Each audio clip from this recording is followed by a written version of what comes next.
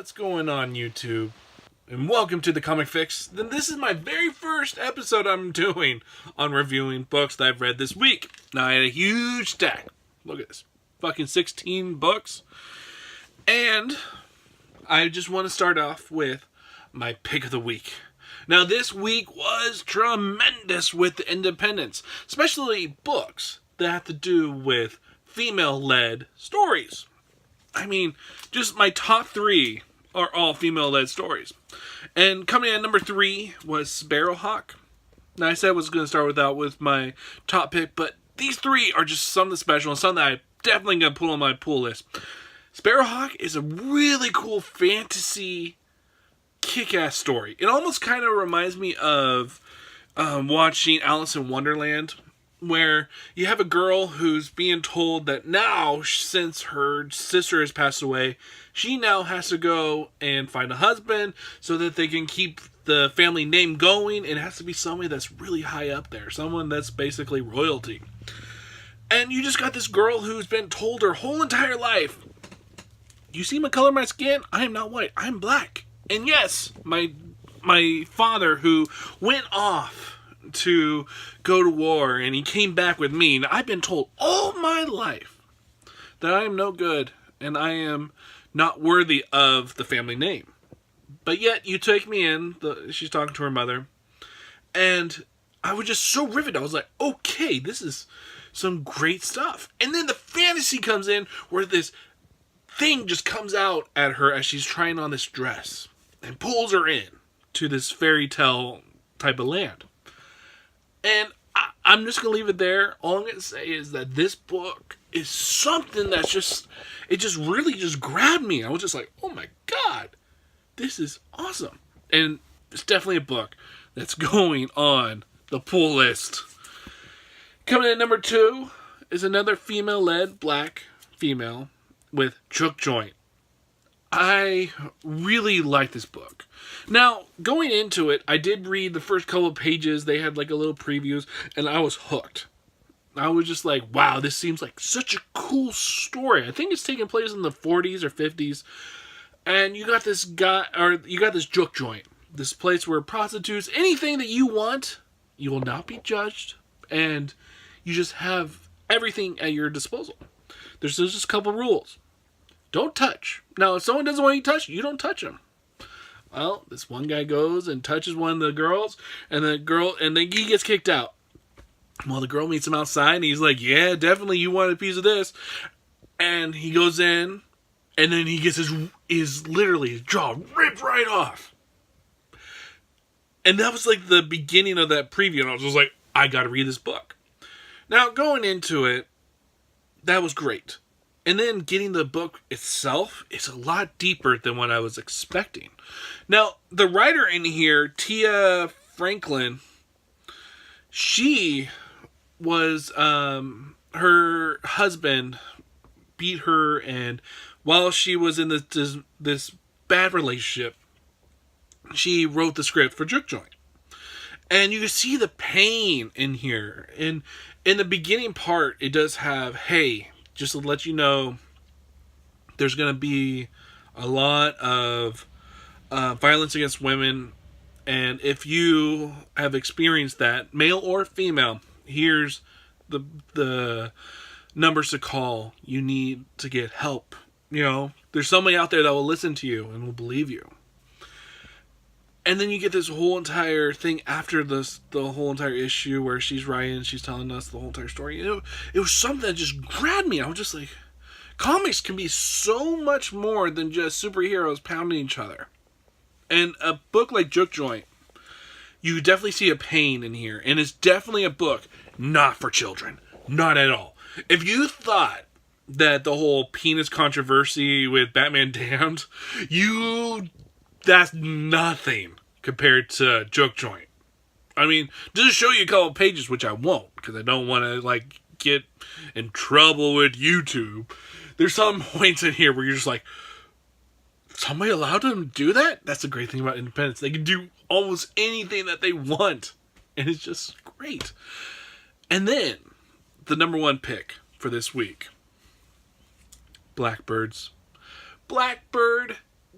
was brilliant. It just like, you know when you read a book and just from the first little glimpse of it, it just hooks you? That's what this book did. You have this girl who, at the beginning of the story, she gets a vision of a great earthquake. And the great earthquake happens, and she goes to hide underneath an overpass, which is by the house. And the overpass collapses. And this beautiful, like, an angel type of creature comes and saves them. And all the people around see this. And this angel creature goes to him and says, forget what you saw, forget what you saw. Well, this girl, when she said, forget what you saw, she said, okay, I forget what I saw, but she's remembered it for her whole entire life. Now, you think that would just be it, right? No, when you see this girl as an adult, and I won't give away anything that's going on, that's where the story really grabs, because you feel the pain of this character that just, it gets to you. You feel like that this person is at the lowest of the lows, that their life is not going the way they are. Because everybody has experienced that, where they just feel like their life is not gone anywhere the way that they need it to, and that they just feel like nothing can go right. And does anything go right in this book? Well, you have to go and see, because Blackbird, I feel, is going to be one of these books that week after week, when I get this book, this is going to be the top of the list. And I just love this cover, this neon lights. It just is such a beautiful book. And Sam Humphries and Jen Bartel do a tremendous job. Now, I want, with comics that I really love, that like just hook me right away, I want to get every issue of it, even all the variants. Now, this was the B cover, so I know that getting the A cover should be a little bit more simpler than getting the B cover. But it just, these three books, if nothing else that I read this week, Blackbird, Jook Joint, and Sparrow Hawk, were the three books that just grabbed me. If I just picked up these three books this week, I would have been more than happy. And then we got our other books. Now, these other books were definitely not the highlights. And I'm actually going to go with my worst book of the week. Now, Brian Michael Bendis, I kind of like his Superman's run. I mean, the last issue of Superman, last issue of Action Comics, really kind of picked up speed, and I could kind of feel like he's navigating his way, and I could see like kind of a clear path of where he's going.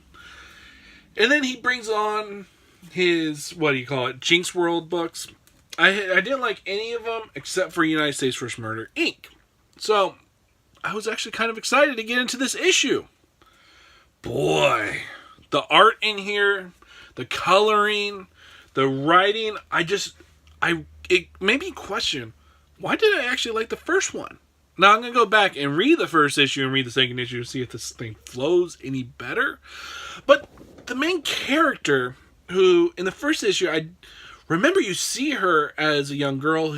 Her father just died. Her father was like a hitman, and kind of like the family job, or the family like heritage, was to be this hitman for this family. And of course, she goes into the family business, and with her uncle by her side, who's the uncle who's kind of raising her to be this badass, which I like female badasses. They're awesome, right? Well, here, I didn't feel the character. I didn't feel the story. I just didn't have any feeling with it whatsoever. It just did not grab me. It almost made me just go like, it made me question, why did I like the first issue at all? I mean, really, why did I like it? So I'm going to go back and read the first issue, see if I actually want to keep this series going. Because after United States vs. Murder, Inc. issue number 2, I can easily say I was done. Especially if I'm going and picking up all these books, I think it's easy to say I could drop a couple and not feel like I missed out at all. That's the one thing about comics. I'm sorry I got my hand and I'm holding the camera. It's terrible. But I'll get better stuff. That having all these books and all these books to choose from, of course, there's going to be a calling that's going to happen. I'm going to do a video of that. Like, here's my list of books that I'm reading. Here's the books I'm cutting off completely. And the first issue of United States Marine made me say, I want to go, but the second issue just made me go, bleh. And then, I'm just going with my bottom three, kind of like, I'm just going by the seat of my pants. Now, the Super Sons, Adventures of the Super Sons. I loved issue 1 and 2. It made me go like, damn, I love the duo of Robin and Superboy, right? Then this third issue comes out. And it has such a strange tone that it changed into, where it was kind of like, it was more, it was like childish, but like in like an adult way, like you can enjoy it. But this issue right here was just so childish and so uninteresting that I kind of felt like I was being talked down to a little bit. Just like the writing in here felt lazy. And this year is Peter Tomasi. He's one of the best writers for DC. And I just didn't feel the writing. I didn't feel the click between Robin and Superboy at all. And I didn't like the villains in this issue. Nothing grabbed me. And I just felt like I was just watching like a Saturday morning cartoon, which could be good. But this was like a bad Saturday morning cartoon. And then we have Justice League. Scott Snyder. Alright. I loved you in Batman. You wrote a great Batman. But Justice League, I just don't know. It's just not clicking with me. I want to like it. I mean, it has some great ramifications for the whole DCU.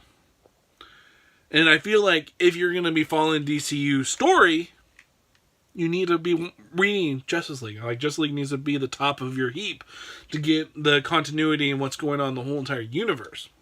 Which, that's a great thing. Is that if Justice League could be that, where, like, you go there for what's the hell's going on with the whole continuity type thing. Like, what's the big picture? Justice League should be that. But Scott Snyder in 9 issues. I think this is actually 7 because the Legion of Doom, I think there's been 2 issues, which I love those issues. I just haven't got that, like, hook into me yet. Where I'm just like, I need to read this. I need to pick this book up. And it just hasn't happened. I mean, the whole entire issue with Superman going around and trying to put back the moon and all the little pieces. And then this big old creature. And then what Batman had to deal with it or do with it. It was a little bit confusing. And it seemed like filler. This whole entire issue just felt like filler. So those are the 3 books that I'm kind of like iffy on. Like, I'm just like, I know with Superboy or with Super Sons, it's a maxi series. It's only 12 issues, so it's not really a huge investment. But Justice League, I don't know. I want to like it. I really do. Now let's get on some good books. Green Arrow, issue number 45. First off, that foil cover. I don't know if I like it or not. It's interesting. Now, with Heroes in Crisis, the thing is that Arsenal died. And you look at this cover. Does it look like anything to do with the tie-in? No, not really. And so, you get a tie-in. Tie-in is really good. It's all about the funeral of Arsenal and how Green Arrow is being affected by it. It was just a beautiful story. I'm really intrigued to see where it goes. I'm definitely going to be putting this book on my pull list. And it was just a beautiful, small, contained story. And I do understand the fact that you don't have to be reading. It's great to see a tie-in book not feel like a straight-on tie-in book for no reason, because you get that a whole entire lot. But it felt like it flowed with actually the story that's being told, especially with like the little Easter eggs that were put into the previous issues of arsenal and his issues he was going through and how he really wanted to talk to Oliver. Just a beautiful issue, an issue that just made me go, damn, this is why I like comics. Now, I think I'm going to do a part 2. I see this video's already gone 15 minutes long, and that's a long time, and I still got a whole bunch of comics. So, I'll come back with the part 2. This is David Lee, and I'll see you, and let me know down below what you guys have read this week, and what you guys pick up. And if you guys picked up any of these books that I just talked about, let me know down below what you guys thought about them. As always, people, I'll see you guys later. Bye-bye.